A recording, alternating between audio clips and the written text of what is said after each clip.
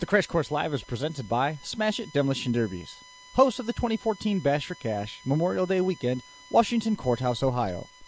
Their event sponsors, derbyparts.com and derbytees.com. Additional consideration provided by Scioppa Racing and ScioppaRacing.com.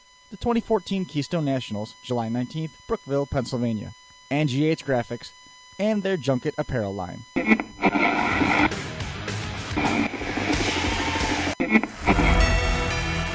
This is the Crash Course Demolition Derby podcast coming to you live from the 2014 Bash for Cash in Washington Courthouse, Ohio.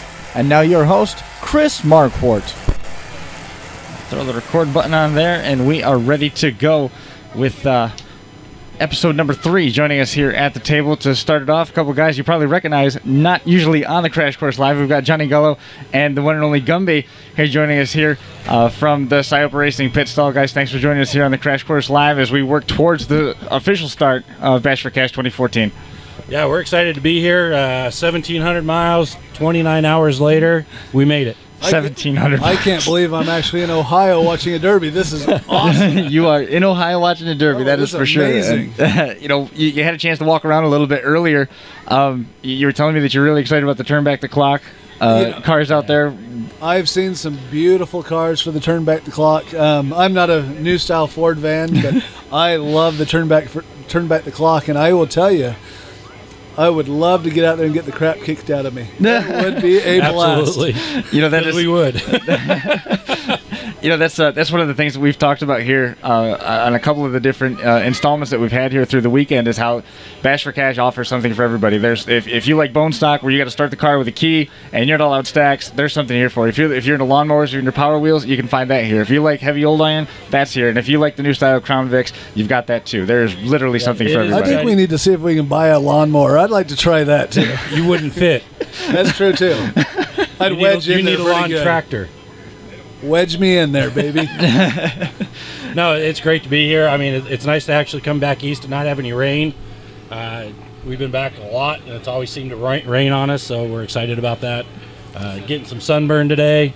Guys are great. We're meeting guys all over. The kids are fantastic, signing autographs, and it's just a lot of fun. I think the most impressive part is the product lines that are here anymore. It's like I'm walking through, and I mean, the last time I was at Metal Mayhem and a few of those shows, it was 4 or 5 years ago, and we walked through today, and I'm like, holy crap, how this sport is advancing. And we're from Utah. We don't see this. Is just crazy. This is amazing. And you guys don't allow that stuff out there, really. I mean, that's mostly a universal rule out there that you don't have that stuff. And if you show up with it, it's gonna. That would have been a party foul.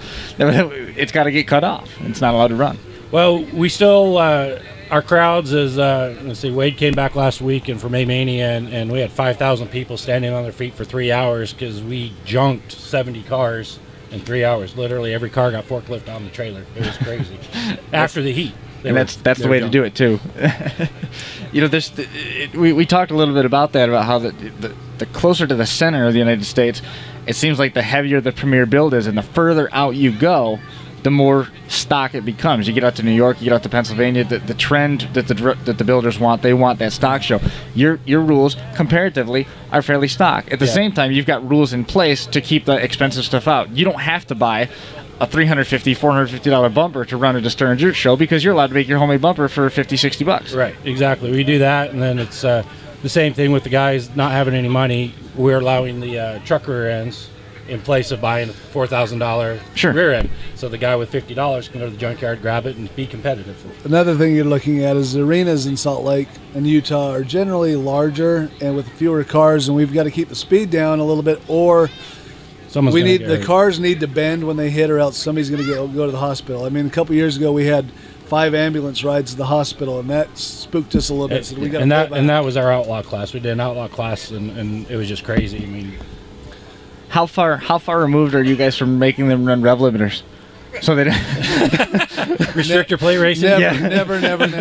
We like the sound of those motors are amazing. Is Utah going to be Demolition Derby's Daytona? Are you going to be the restrictor plate track? I know. We're working on a racetrack for next season. We'll see if that comes true. Yeah. Well, I mean, the Golden Spike Arena that you had May Mania, and that is just an incredible facility. It's in the round. It's gladiator style. The front row is literally 5 feet from the cars, and then the cars are about 5 feet below them. So it's first 3 rows fill up like that because it's just dirt, smell, car parts, you name it. It's we've flying been willing at to 'em. move the show to a bigger venue, but the drivers say absolutely not. This is what it's all about, being up close to the crowd. So we can move down the street where we do the Hot Rockin' Fourth, and that seats 10, 12,000 people, and that sells out, and that's 3 hours of 10,000 people standing on the feet. I mean, it's crazy. As soon as this show starts, I'm going to run right to the fence line so I can get sprayed by some of that high-power mud, because it's going to be crazy this week. We were talking a little bit about the top-tier motorsport divisions across the country and what we have here compared to that other stuff. When you look at circle track, even at the dirt track level, the World Finals in Charlotte, if you look at Super Dirt Week in Syracuse, which is closer to New York, some of these major sprint events that they have in the Midwest, you are hard-pressed to find any place. NASCAR, when they have their top divisions in town, you have 36 trucks, 42 nationwide cars, and 43 Sprint Cup Series cars. That's it. That's nowhere even close to what we've got here. And you've also got this diversity in fan as well, where at the dirt tracks, you go to the dirt track, and you cover it in dirt, and then you go home and you complain about it on Facebook. Demolition Derby, you want to be as close as you can with the hopes of getting sprayed with water, dirt, possibly a car bumper in your lap. If you get impaled, that is a badge of honor, Yeah. I personally believe this sport, to this caliber here in Ohio, is actually going to take over a lot of the old school dirt track, because there's no money in dirt track. This is where the money's at outside of NASCAR. This is where it's at. You look at what we've done in Utah. Stern Dirt gave out over $200,000 in prize money last year. We do 8 shows that are paying $10,000 a win, and we'll get 25 cars. Right, and you have arenas that are 300 by 300, and they hit each other at 60. Yeah, third gear, right? Not quite that big, but yeah, it's hard track, no water, and that's the biggest thing about toning down the hard iron that's being built here, because if they built these cars out there, they'd literally kill somebody. We're on the topic of the equipment. We've talked a little bit through the course of the weekend. We were on the air at 7 o'clock last night, again this morning at 10. Action on track is going to start at 4 here, and then tomorrow morning action is going to start at 11. We'll be back at 9 o'clock, probably from right here, because this is basically the best place to be. This is the VIP tent at the national event right here, the Sciopa Racing. And Sciopa brought the food. Yeah, that's pretty much why we don't want to leave. Yeah. This is Pennsylvania. Thank you, Danielle. Pittsburgh. This is awesome. I love this. This is how every house and home in the city of Pittsburgh is just like this. So go knock on every door you can. It's going to be just the same. I'm going to call my wife. I'm moving to Pittsburgh. I'm telling you, this is awesome. There's no such thing going over for a snack. But if you look at the equipment and you take the number, let's say from the compacts division, and you go all the way up to the heavy 80s cars and the turnback the clock cars, let's say for round numbers, average investment in that car, $6,000. You think that's fair? In Utah? No, here, right now, today. I would say an average, I'd say probably. average. I'd say, yeah, easy. You think I that's was going fair? to say top of the line, you're probably 15, probably more, 20,000. I would say. Okay, my pockets. Oh, It probably hurt a little bit to admit that, but so if there's 460 cars here, That's crazy. that's $2,760,000 in just stuff that's going to get wrecked. Yeah. I see a lot of wives that don't know what's going on, because Yeah, if I tried we to probably do this, shouldn't have my said that. wife, Yeah. We probably honey, shouldn't have said you're that. not watching this, I hope, because wow, I would be. Well, you don't so spend that much- kind of money. About 12. Okay, And- well, and she it's doesn't know that. $4,000 for a rear end, or take my wife on a cruise. Who wins, Danielle? The wife, right? Yeah. No, Todd wins. I now, live if you're allowed to run a floater or a 3/4 ton rear end, you're not spending that kind of money. No, and now no. you can get your rear end and still go on the cruise. So everybody's happy. See, every rear end that's here at this show can still be driven or used in Utah. That's the key. Is a lot of people say, well, we're Can't do eliminating this, you stuff. can't do that. Any rear end that you can buy here, you can use in Utah. It's just the frame welding and stuff like that, and plating and So stuff. you don't allow any frame welding at all? Front 10 inches. Front 10. So yeah. Can you shorten it? Only up to where the stock frame, core support hole, and frame hole is for the core support. So you only can shorten a couple 3 inches. Yeah, so it doesn't make a whole lot of difference. I mean, some of these No there's- DPs, no monster engine cradles, no tie rods, no. I have to say, I am impressed with them, though. I walk up and Yeah. I need. If you see me about dehydrated from salivating, you just bring me a drink of water and we'll be in good shape. Because this is, Amazing. That's all. That's going to be that's the word of the week. Amazing. Yeah, we've dropped that one a couple times too. And it's and the thought process and the different schools of thought in the cars. A lot of our focus has been on the turnback, the clock division, just because, like you guys, that's where our heart and soul lies too. Right. At home, we still like to see the old iron too. And some of these guys with their GMs, they've got the bumper pushed way out so they can go axle, tires, wheels. Some of them, they've got it just shortened to just as close to the core support as they can. And you know, I'm interested to see how that one works. You know, there's a couple different ways that they're building these new style Fords, and you can see when the back ends go away which option they took in the way that the frame rails go, and look at the position of the bumpers, you know, after they're done, and you can kind of figure out what their school of thought was, and it's a lot of fun. The Ciopas were in line, and I told the story this morning, and this was one of the best stories that I've heard from the weekend. Was Todd had his pink, white, and black wagon in front of Mark's Riviera, and this guy comes up and he looks at the red and black Riviera and says, "That is a Riviera that is designed for taking out the backs of round backs." And he turns and looks at Todd and says, "And I hope it's pink." Doesn't realize that the two cars are there together, you know? Oh, it was great. And it just, the whole thing front to back has just been, like you said, awesome. You know what's interesting for us is I come out and I look at all the round back wagons and the rear bumpers are on the ground, 12 inches off the ground. See, we run them back out west. They go the exact opposite. We're running 4x4s. Utah's a Mopar state. And they run them, you know. That's why we love Utah. Front ends and back ends are, 25, 30 inches off the ground, and they're like, okay.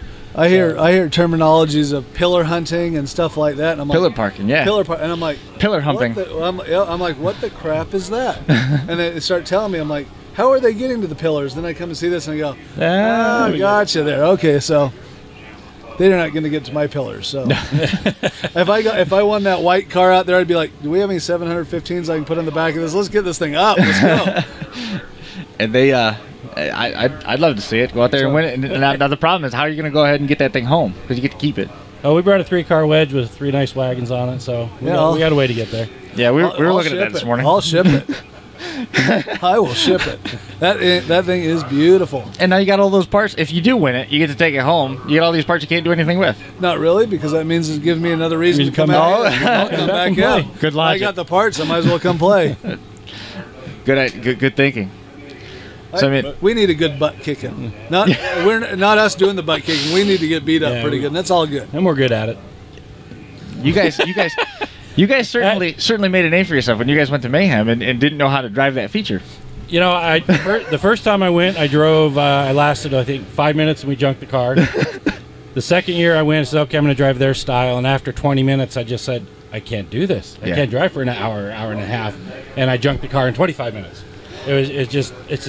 There's nothing right or wrong about any driving style. It's just different from these kind of shows to out west. Well, I mean, we were taking a little bit of an informal poll at how long you think the heats are going to last, and we're talking like half hour, 40 minutes for the turn back to clock division, but we could be pushing 45 to an hour for the 80s class. That's crazy. You know, our longest heat was, I think, 20 minutes. Yeah. And our shortest heat at the Hot Rockin' Fourth, which is the biggest derby that's out there, was 9 minutes. And every car was gone. A couple years ago, I was out watching a Mayhem show. And I'm not knocking Mayhem. I'm not knocking the style of driving. But I watched a car get hit early in the heat, and he lost his radiator. He drove over into the corner, shut his car off because he didn't want to hurt his motor. Mm-hmm. And I said, that right there is bad for derbying. If my radiator blows, my attitude is better junk everybody before I blow this motor. Let's go. So I do not like the idea of saving your motor. If you're crazy enough to spend 10 grand, you better be crazy enough to lose 10 grand when you ruin that motor. I've always wondered why at some of these bigger shows you see the instrument panels on the dash. You see water gauges, temperature gauges. Yeah. Why? I mean, you kind of know when the water's gone because the steam quits. Right. And if the oil pressure light comes on, are you really going to shut it off? It was actually funny because Joker came out and ran Havoc last year.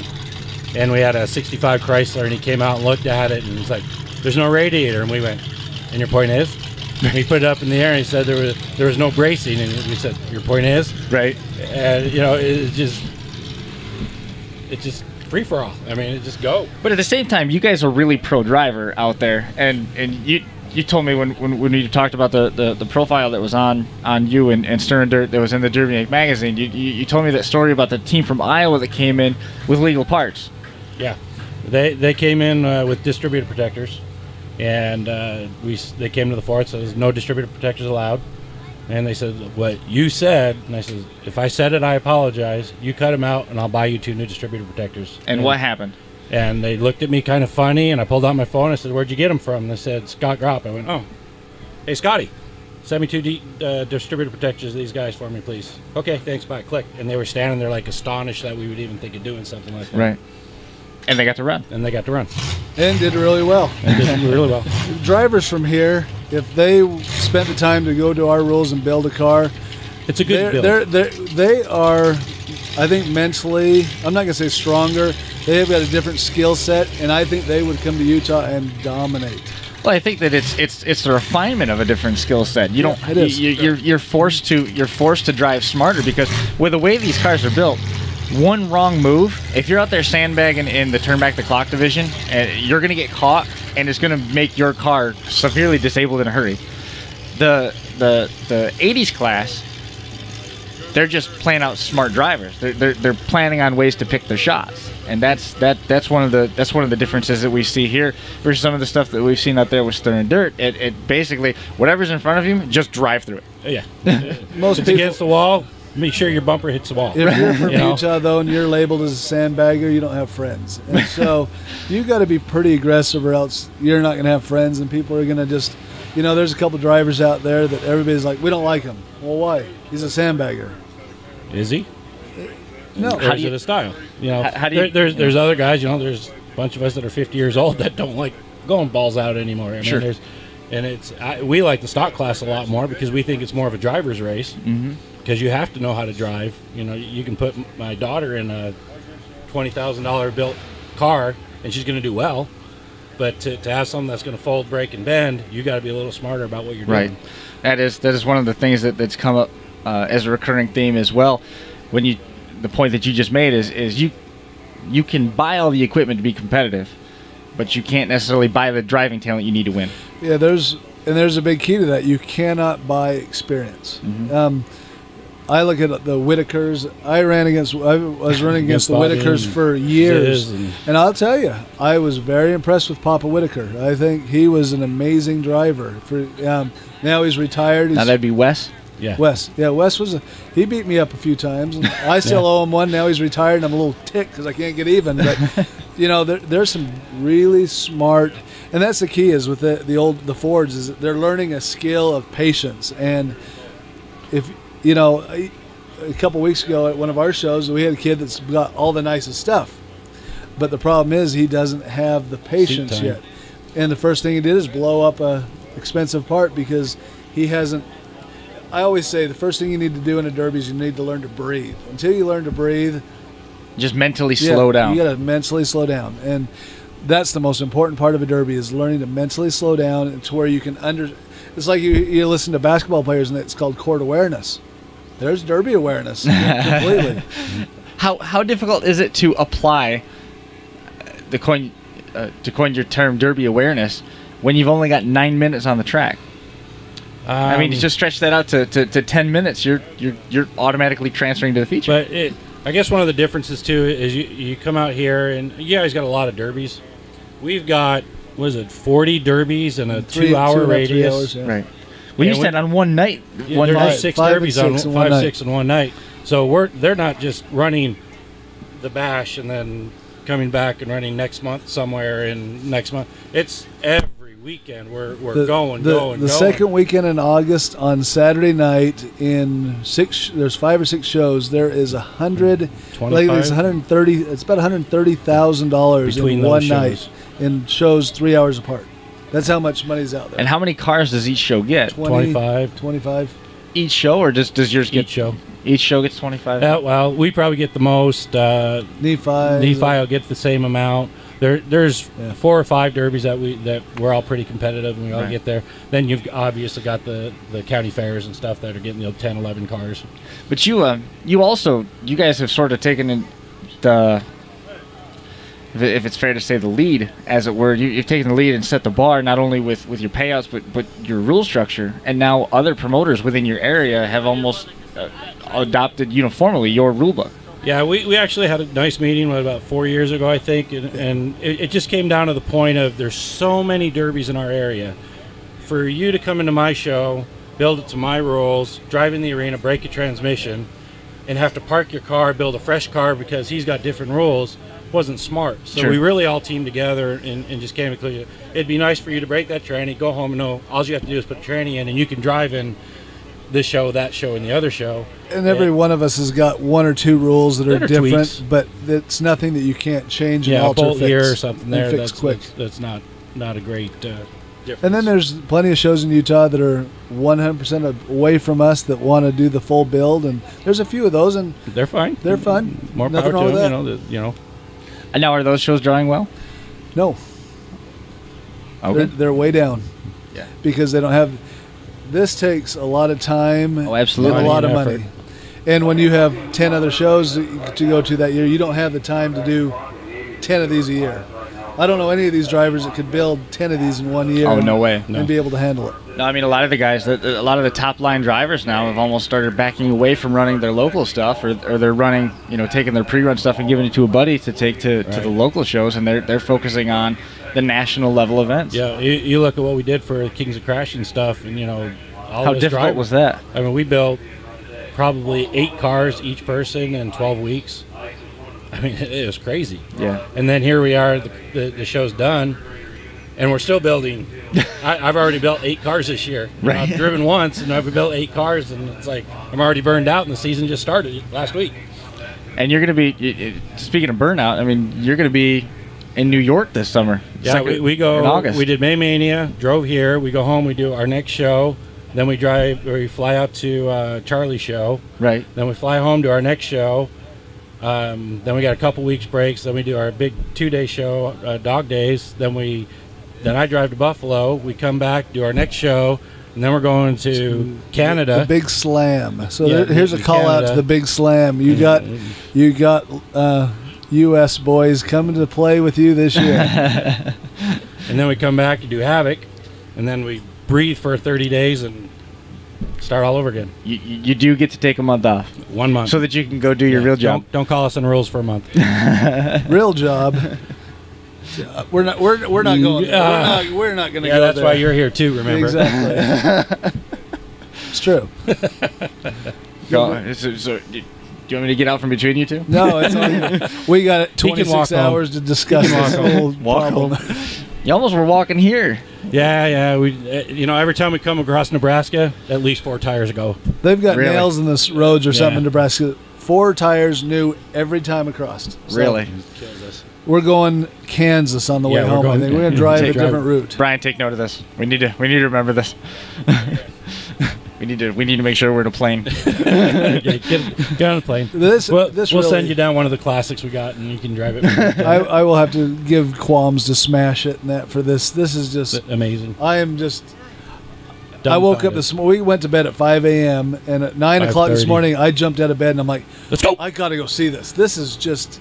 I'm in awe about this. I mean, this podcast and the magazines and all that's coming out. I mean, we're seeing Demolition Derby evolve, and I'm really excited to see a year from now where this is going to be going, because it's got a completely different feel now. It's nice to see. I mean, it's such a hard mystique about us. We're a bunch of beer drinking rednecks that smash the glass and go wreck cars for a living. 99% of the people don't realize we're spending $5,000, $10,000, $15,000 on cars. That was the parts 10 and genuine engineers. That was the 10% we were with last night till 5 in the morning. Yeah, we were those guys. I was going to say, I've decided that a sponsorship for this sport needs to be done by Budweiser, because Coors or Heineken I'm or somebody. Sorry to tell you, they make more money off one of these shows. I mean, it ought to be you ought to walk into Budweiser and say, I need $10,000. We're boycotting Budweiser on this show, and you're going to lose a lot of money, because I am shocked how much. But we're from Utah. We don't allow a lot of alcohol at the shows at all. I was like, are we at the Budweiser plant or something? Because it was amazing last night. I'm like, Budweiser, you need to sponsor these guys. $10,000 a show. There's my plug. There's You your guys plug, need it. yeah. Okay, well, But where it's going, I'm listening. between the magazines and the stuff, the products that we're seeing going, and we've got a lot. I mean, shirt sales are going crazy. We've got. yeah. By the way, you're saying that 10% that you were with was a bunch of the rednecks kick the windows out. I'm pretty sure there was a T-shirt guy with you over there. I don't know if we're gonna dump him into that 10% right away. But Oh, I will. MK, I will. MK initials. My shirt cost to buy shirts just went up $1, Yeah, so it's yeah. all right. well, fair enough. That's a fair trade, I guess. We've got drivers. We have one of our drivers out of Montana that's doing a fantastic job. He created a coloring book for kids. Is that And Chris? he's doing it's Bill Lannis, preacher. Oh, okay. our preacher. he comes down. He's our derby clown. You got clowns for rodeos. He's our derby clown, and he comes down every year of the 4th. He's been there 10, 12 years now, and he drives and he plays with the kids, and he's created this coloring book for charity. Now, forgive me for sounding dumb when you said the clown. I'm envisioning clown as you. Yes. That is exactly. Okay. Nose. Now let me finish. Does he drive in the face paint? Yes. Yes, and he wins. He's a wonderful guy. Just great guy out of Montana. Little hole of Montana population. The salt of the earth. 200 right people. There. Yeah. He'll do anything for you. And he approached us on this, and we backed him on the magazine or on the coloring book just to help Right. him out and help him raise That's money for great. his church and stuff. We brought a bunch here. We already sold out of them. I think we're going to get them in the magazines, and Derby Tees is selling them right now. What's left? Cool. And, Gladly. I know Derby Parts is going to have them posted and stuff. So if you're Great. interested for great kids gifts, it's really cool. It's got puzzles, coloring things, and everything in it. That's great. I mean, that's the thing. I sold them all. I already brought one to show everybody. we talked about that a couple times now, both on the show and just amongst ourselves. The role of hooking the kids when they're young, and that's one way of doing it. The Power Wheels. And then the other way. Huge. Yeah, exactly. We do Power Wheels. We saw a video and we started doing it at our shows, and every kid gets a shirt, trophies, prizes, and they get to play for 15 minutes. It serves a purpose for us because Sure. it delays the start of the race for us so we can get settled and prepped and ready to go. And the kids love it. The crowd loves it. They give them standing ovations and stuff. If you want to see this sport evolve and last, every driver that's here should spend 10 to 15 minutes with the kids in the pits and Yeah. just make them feel welcome, because they are the future. They are what's going to sell this for the future. And I'll tell you, this should be about all for the kids. I know me and Gumby for sure, and Dalton. We learned from Steve Carroll, who's kind of our mentor, one of the oldest drivers. Started in Utah. Scooter's dad. And when he taught us about the kids, after every derby, we take our flags off, we go up to the crowd, we hand them to kids, and we do that immediate interaction with the crowd kids, not just the pit kids, but to get out there and walk amongst them. And we encourage all the drivers to do that. I mean, growing up around the dirt tracks, and Brian Tompkins, whose brother drives modifieds now, he grew up around the dirt tracks with his dad Keith, and that was the big thing. After races were over, to go walk around the pits, go touch the tire. The tire's still hot. Look at the tread. The mud and everything's all over it, and you're just around it. And this morning, Peggy Zwick, a listener back in New York, messaged us during the course of the show and said, talk about the family aspect, and we talked about how so many of the drivers that are here, the builders, brought family with them, and you've got so many kids here in the pits, and these kids being around it. They grow up around it. Ben Haas kid, Hunter, he grew up around it all the time, and Ben's been on the show periodically. He's been a past inspector here at Bash for Cash, and he grew up around it, so that automatically, hey, there's a guy right there. See, this is about the age that I started. This is when Yeah. I fell. I mean, Santa Claus, I didn't care about Santa Claus. When I was a bad kid and I was bad, my parents said, No derby. if you're not a good kid this year, you're not going to the local county fair derby. That was what it was all about.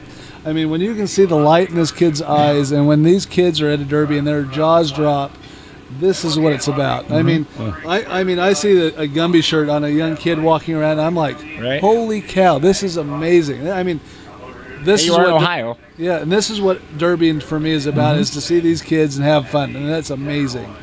And by getting them hooked like that, and all the kids that grew up around it that are working on the cars with their parents, and eventually if they get hooked, that's your next generation, Absolutely. like you said. And it's the hard part is knowing that by the time he starts driving, what's going to be left? It's kind of sad. Well, I've stashed cars for my grandkids.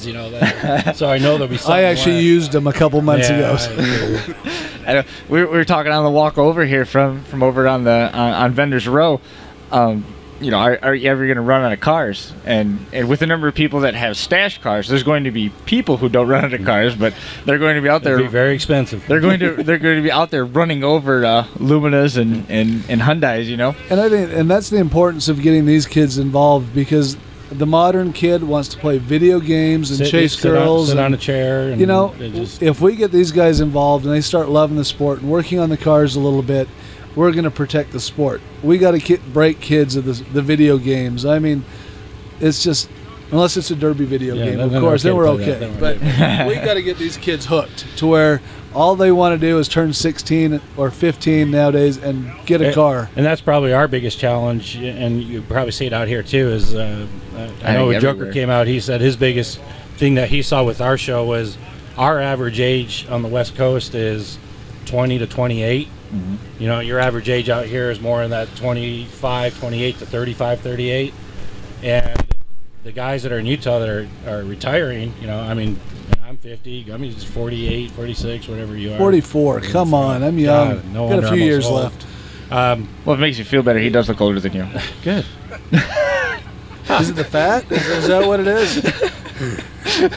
Yeah, hey, I've always it's bad said, when you tell your own fat joke. You know something? I've always said truth is truth. If I'm fat, I'm fat. I'm not. You can call me fat, and I'm cool with it. So it's all good. But you got the guys like Scooter, and you know, you even talked to Laz and me and the other older drivers that have been driving. You know, it's 20 years. That's 20 years of beating. 2 years I hit 30. Next year is my 30th year of driving. Yeah. Wow. And, and I'm 21, 22 now, and it's, you know, doesn't get any softer. It gets softer because Sayapa, is it Sayapa? Yeah. I eat all his food, and it gets a lot easier to go out there in a car because, you know, padding. Fat cells are, I'm learning, it's genetics. Energy absorption, distribution. Exactly. Did you get the opportunity to drive in New York at all before this, or did you move to Utah before? No, I didn't even know how to change oil when I started this. I went to a show, and at the time my best friend we went to a county fair and watched our first derby, and he crawled out of a car, and I'm like, what are you doing? And that was in Utah. And he dropped a car off for my wife to drive. Actually, my wife started driving for a year before I drove. I was building her cars, and after 3 or 4 cars, I'm like, yeah, this is bullshit. So I started building my cars. So she drives. She was actually really good. She stopped driving powder puffs after about 2 years and started driving with the guys because the girls were scared of her. So she was winning with the guys now. And then my son and my daughter drove. Or Dalton will be here in a couple hours here, and he'll be here, and he's going to drive tomorrow. And my daughter drives, and we made it a family thing. He hasn't figured out the best driver in his family is not here yet. No, yeah, he's coming. I won't tell him that. I won't either.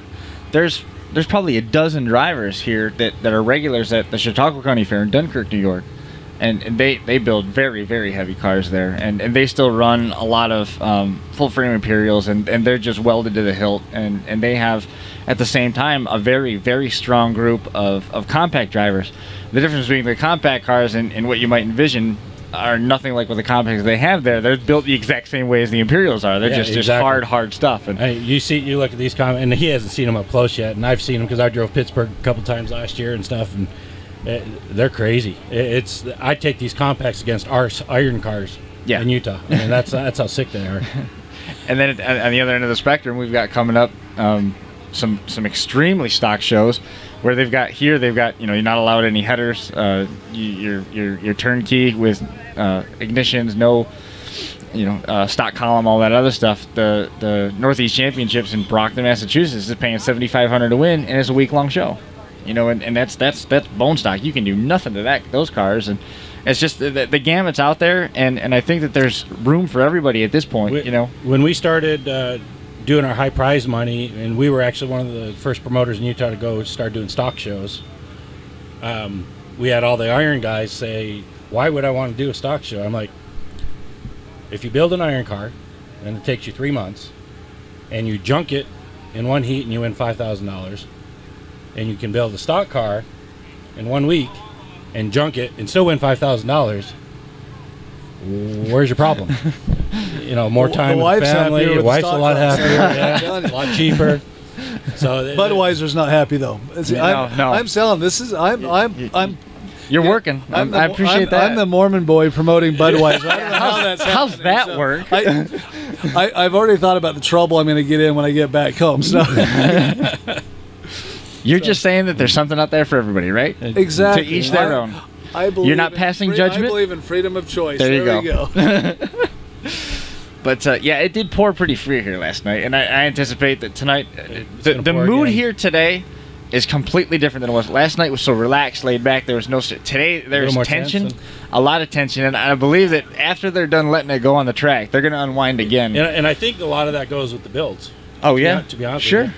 I mean, I think when Wade came out to Havoc or May Mania, he's like, man, after the heat, guys would beat the shit out of each other and walk over. Hey, great job. Let's go have beer. You know, we had no drama. We had nothing going on. And we did 80 cars in 3 hours. It was crazy. Yeah, they. No, this is. If you had 15 grand on the line, would you be nervous? Nope. No. I can honestly say, once I go in the arena, I don't care about any part that's on my car. If it gets broke, it gets broke. Do you still corral bumpers back after the shows? Do you collect bumpers? You know, if your bumper gets knocked off or whatever. Oh, absolutely. Well, you fetch that back. Yeah, because shoot, everybody's paying $100 for a used bumper. It's like, sure, we'll take them back, but. You're not going to leave a Benjamin on the track. I will never shut my car off because I lose a radiator. When that thing starts pinging and popping and breaking, I'm like, we better make one last good hit and finish this thing off. So we get asked to drive in a lot of derbies across the country, and they call us and say, yeah, we'll be there. Do you want to know what it pays? No. I've never won $1 outside of Utah. Don't care. Mad Dogs, but never $1. So really? Never plan on it except for the big bash in Canada. We're coming. I mean, how is life? That's an interesting point because you've been doing so much of this media stuff before Kings of Crash started, and you've really had a lot going with Stir and Dirt before that television series was out there. Were you getting invitations to go drive other places before that TV series?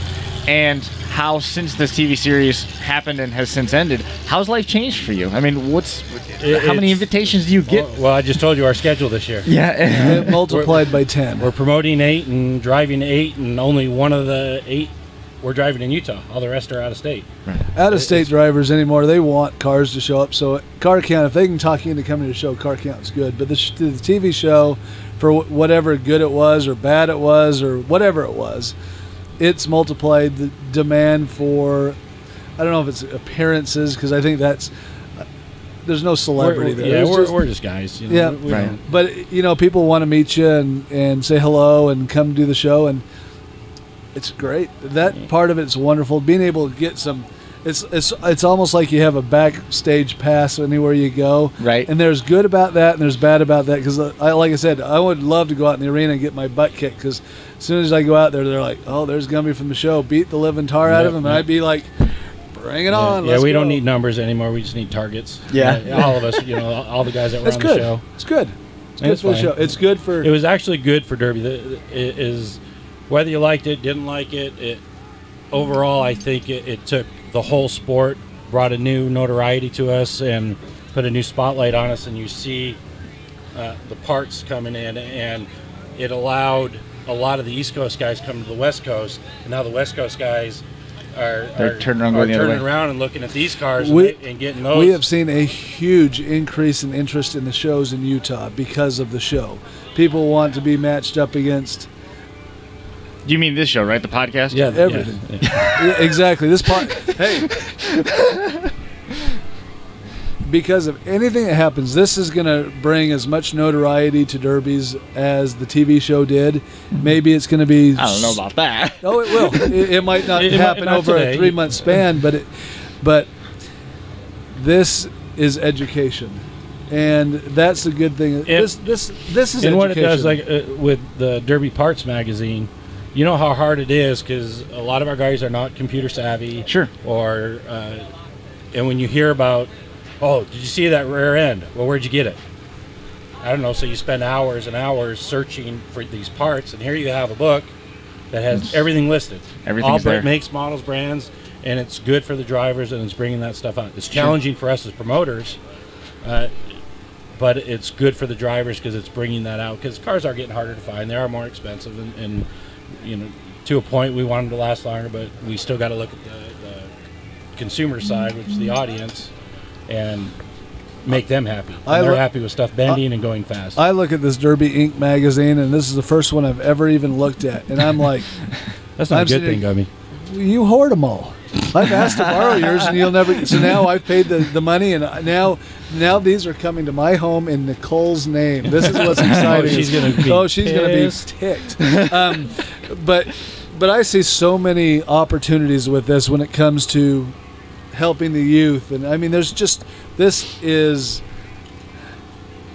For a guy that loves scripture and everything, this is a different form of scripture, baby. This is telling it all, and this is, I'm excited. I don't read a lot, but I will read this. Especially rules. I don't need rules. I own half the company. I can do whatever I want. No, I'm just kidding. But I mean, you touched on something. You're talking about how you're going all over the place now, and as an extension of the show. Are you realizing sort of what you alluded to earlier when you brought the young man on? You've got some face recognition now, and you're able to meet people that you wouldn't have met otherwise, and you're able to, there's a draw there to young kids. They get a chance to meet the Gumby. I would hope that we are good ambassadors of the sport.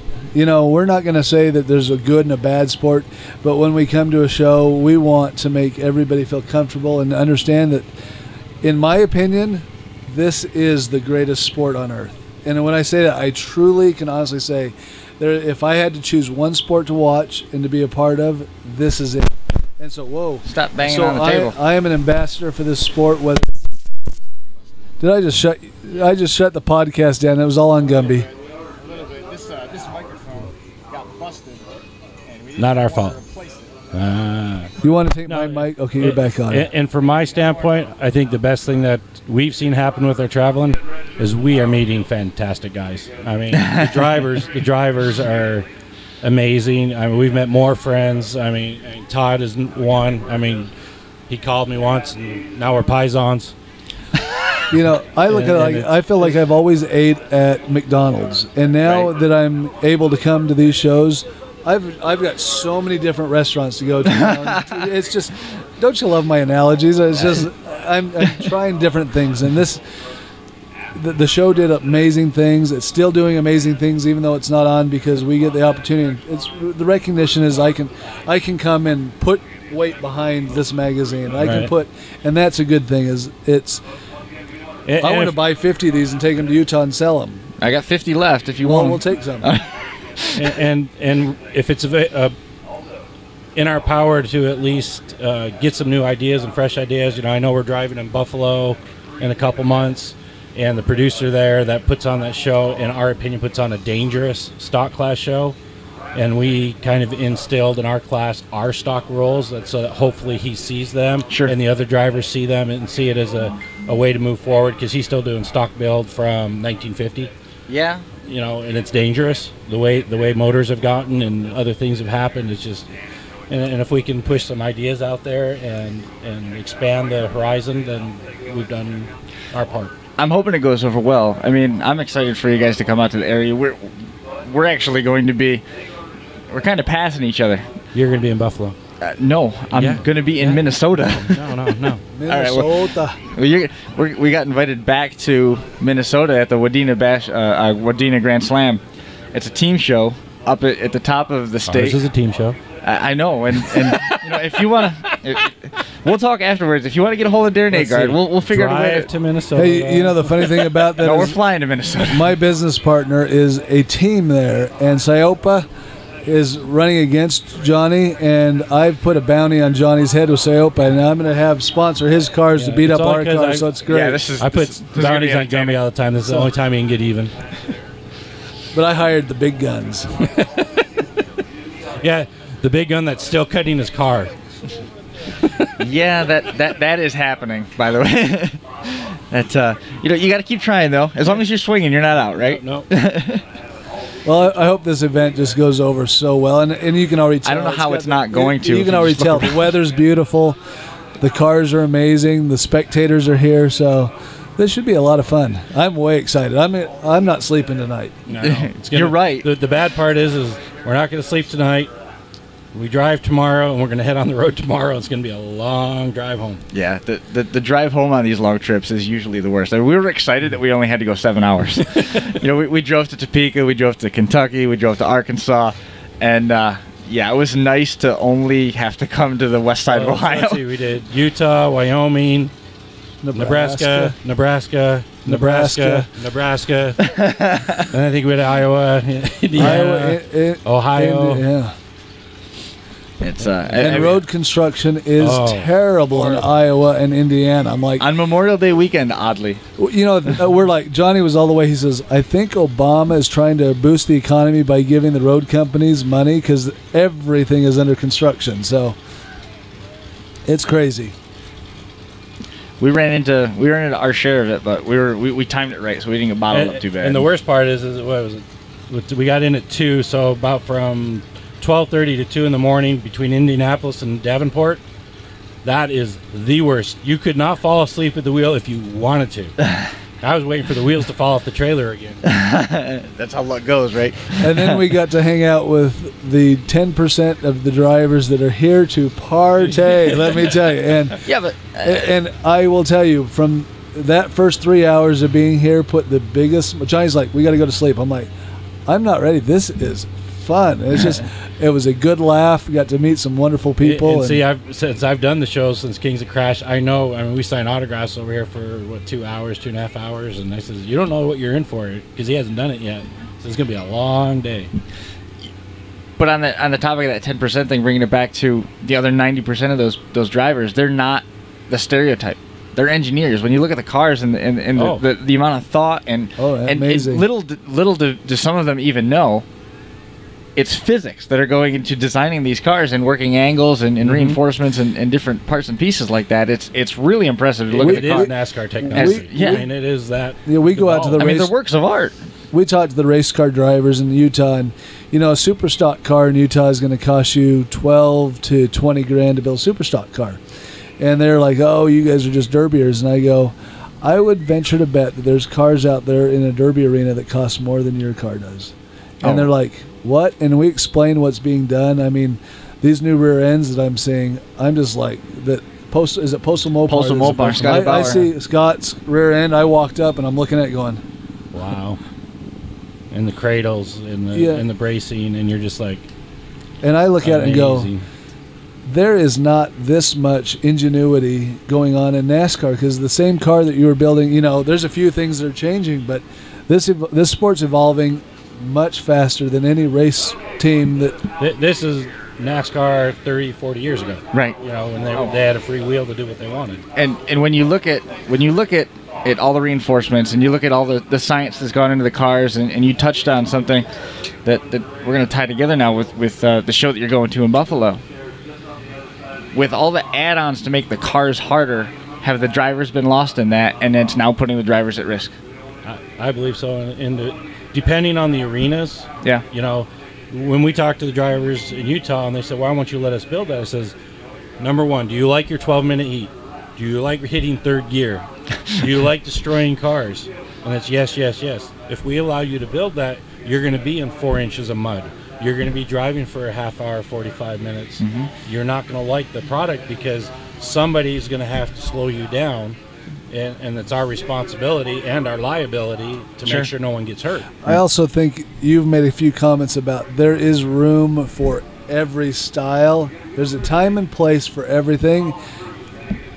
I'm going to tell you, I don't agree with how a lot of the cars are built here, but I tell you, I'm going to have a blast here the whole time.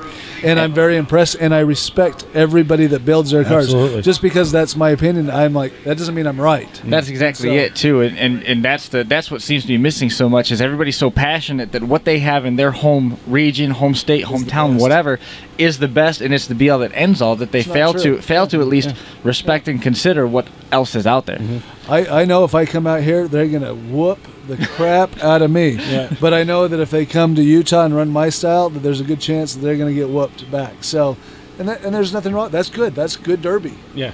And the best thing that's happened with the podcast and internet and stuff is we all used to live in a fishbowl. Right. Your area, I learned from you, you learned from him. We kind of elaborated, but that was it. Now we've got guys traveling back and forth across the country. coming to shows, and we're getting to see different things and grow into those aspects, and it's actually very good. You look at now, I mean, we got one of the big drivers that's from California named Troy Tagg. You probably know Troy Tagg. He's coming to Utah. And he's coming out to these shows. And he's an amazing – he builds a good car. And he's an old guy like me. Yeah. And you're starting to see that once you start seeing people migrate from California to Ohio and Ohio to Utah, all that's going to do is make the sport better. Mm-hmm. And you're starting to see that. Just knock down borders. It might have been happening 10 years ago, but you didn't see it. Right. The podcast, internet. How many people are traveling? How many people here are going to be from California? But yeah, I mean, and you know that's amazing in itself. Here we do the Hot Rockin' Fourth. It's our 16th year, biggest charity event we do. 48 car limit for $40,000. I've got 11 local drivers. Wow. Everything else is out of state. Isn't that awesome? That's crazy. That is absolutely awesome. 11 local drivers and no spots. And no spots. And you know the best part? We get in the drivers' meeting, we're like, 70% of the money is probably going to leave the state, and guess what? Great. We're totally cool with that. Love it. We have no problem with that. And so, yeah, you know, this sport is, you know, I was starting to get to the point where I was ready to retire and get out of it. But I'm actually starting to get rejuvenated in some aspects of it. I'm really getting more rejuvenated. We've heard a lot of drivers talking about they've caught a second wind or they've already gotten out. Well, look at me. I was going to do 5 derbies this year, tops, and I think I've got 16 scheduled. Right. It's like crazy. A lot of these drivers that said that they've caught this either the second wind, like what you were alluding to, Gumby, or they've already gotten out of it, and there's really no likelihood of them getting back into the car. Their body just won't take it, and they're so frustrated because they can't get back into it. And they're like, I wish that this was happening when I was getting started, because we would have been able to do so many bigger things, and we would be so far ahead of where we are right now. But there is room for all those people still in derbies in some aspect, and that's what we need to... We don't need people to retire and quit going to derbies. We need people to retire from driving and be involved in promoting. There's a guy at home that's 73 years old and still drives cars. Yeah, we got a couple of those out west. Well, maybe he's not that old. I will not be 73. No, I will be done. But to take, I mean, I know Gumby and I. Upper 60s? Okay, so he wasn't that old. I put him too old. 60s. You know, Gumby and I, we constantly in Scooter and really it all came from Steve Carroll, but we constantly, first time, come over to the shop. We will show you every trick we know. Where's your shop? We'll drive over to your shop and see how you're doing and give you some tidbits. And we do that. But we probably spend more time doing that than we do anything. Yeah. So it's fun. And that's the way to do it too. I mean, that keeps the guys in it. Because the worst thing is getting that first time kid that builds his own car, spends 3 months building a stock class car, and he goes out and he drives against me, and in 2 seconds he's junk, and he goes. He's driving against who? And he's junked? Yeah. Who's? Oh, come on. Maybe Laz or Steve Gunn, or if you come on. Oh, and we already know it's not me because I'm a sandbagger, so that's all right. We're gonna have to move this table in then. We're gonna have to relocate. We're actually, honestly, we're butted right up against pretty much what we had allotted, because we want to get our stuff wrapped up and cleaned up, right. Because in probably less than 10 minutes, they're going to be getting ready to go live. And we aren't going to hear anything anyways. What's that? And we won't be able to hear anything anyways. No, we're about an hour away from actual go time, but the live stream stuff's going to be starting, so we don't want to step on those guys. They've got the pay-per-view stuff, so we don't want to step on them. And anybody that's listening to this, book some airfare and go to a show out of state. It is an amazing experience. You'll meet some fantastic people, great drivers, and promote the shows. Go to us. Don't go to Disneyland. Do not go to Disneyland. Go to a derby somewhere else out of state, and you will have fun. I promise. There's a ton of great promoters out there. Come out west. Come back east if you're from out west. Make it a trip, sightseeing, make the wife happy. That's what we do. That's how we make it happen. Cool. So. Appreciate you having us on. Yeah, man. Thank you so much for coming on. You know, Gumby, I appreciate it. It's a privilege. You know, we'll be back. Yeah, we're gonna be here all weekend. We need to do a follow up after what we see. I know. Tonight we're gonna do a post race show, and you know the thing is we'd sort of set aside an hour. Brian, I see this thing going way different direction. This is going to turn into a party with microphones. All-nighter, yeah. Especially around midnight. Hey, a little teaser. I'm interested, and I know a few of us, if we want to do a one heat East Coast against West Coast, I'm interested. There's the we're gonna leave it. We're gonna leave it set at that. And we're gonna revisit this later on after we see everything, and we're gonna decide because we're gonna have to decide what rules are gonna be used and who's gonna put it on and all this other stuff. There's so many technicalities that have to be gone through to put that out there. We always say East Coast will win. West Coast will get remembered. There's we might as well go home now. And that's that. I'm not going to add anything to that at all. There's no way. I'm not going to pretend to be able to. That's going to do it for us, guys. We're no longer allowed. Thank you. You're more than allowed. That's got nothing to do with that. We're going to end on that note. We're going to come back later, guys. Thanks. That's it for episode number 3 here live at the Bash for Cash from and this episode again coming from the Syopa Racing tent. Thanks to Johnny Gullo and Gummy for being on the episode. We'll be back here probably around 1 a.m., but it'll be entertaining. The Crash Course Live is presented by Smash It Demolition Derbies, host of the 2014 Bash for Cash Memorial Day Weekend, Washington Courthouse, Ohio. Their event sponsors derbyparts.com and derbytees.com. Additional consideration provided by Syopa Racing and SyopaRacing.com. The 2014 Keystone Nationals, July 19th, Brookville, Pennsylvania, and GH Graphics, and their Junket apparel line.